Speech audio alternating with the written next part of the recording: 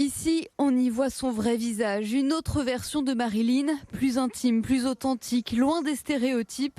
Des photos, une installation interactive, une pièce de théâtre, cette exposition est une véritable immersion.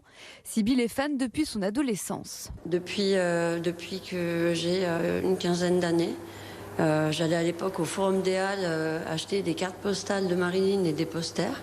C'est une femme moderne. Elle était féministe avant l'heure. On l'a peut-être mal compris.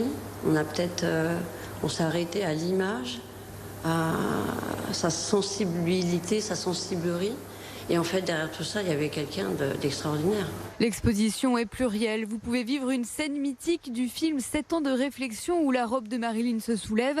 Karim a testé la réalité virtuelle. On a l'impression d'être dans un rêve en fait.